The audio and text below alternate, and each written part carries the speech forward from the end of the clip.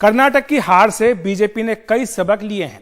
सूत्रों के मुताबिक अब बीजेपी इस साल होने वाले 4 राज्यों के विधानसभा चुनाव में रणनीति में महत्वपूर्ण बदलाव करने जा रही है।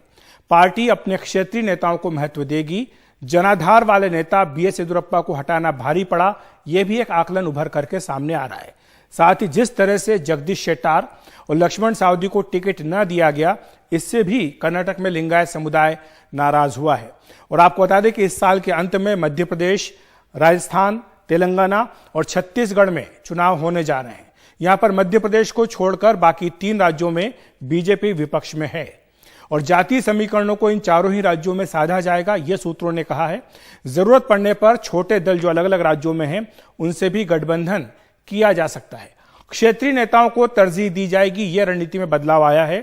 तो यानी पीएम मोदी के साथ साथ जो क्षेत्रीय नेता हैं, उनको भी चुनाव प्रचार में इस्तेमाल किया जाएगा। मध्य प्रदेश में शिवराज सिंह चौहान ही चेहरा रहेंगे, ये पहले भी बात सामने आ गई थी, लेकिन ज्योतिरादित्य सिंधिया, नरेंद्र सिंह तोमर, बीडी शर्मा जैसे नेताओं को साथ रखा जाए, ये बात भी महत्वपूर्ण ढंग से कही जाएगी।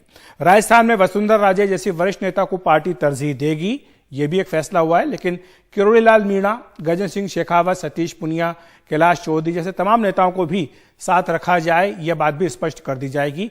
इसी तरह छत्तीसगढ़ में भी रमन सिंह, बृजमोहन अग्रवाल, अरुण साव जैसे नेताओं को महत्व दिया जाएगा, बराबरी का, यह भी बात स्पष्ट कर दी गई है। आदिवासी समाज को भी वहां पर नुमाइंदगी दी जाएगी छत्तीसगढ़ में, यह बात भी पार्टी की रणनीति में सामने आई है। इसी तरह तेलंगाना में, जहां पर भी नेताओं में आपस में काफी खींचतान है, वहां पर भी बंडी संजय हो, चाहे ई राजेंद्रन हो या जी किशन रेड्डी, इन तमाम नेताओं को समान महत्व दिया जाएगा। राज्यों में जो 4 राज्यों के नेताओं की आपसी लड़ाई या गुटबाजी अगर है, तो उस पर लगाम कसने का फैसला बिल्कुल पार्टी ने कर लिया है। इसी तरह यह भी कहा है कि जनाधार वाले वरिष्ठ नेताओं को चुनावी रणनीति में खास तौर से महत्व दिया जाएगा। मध्य प्रदेश में संगठन और सरकार में जो तालमेल है, उसको चुस्त दुरुस्त करने का भी फैसला हुआ है। इसके साथ ही जमीनी कार्यकर्ताओं को महत्व दिया जाएगा।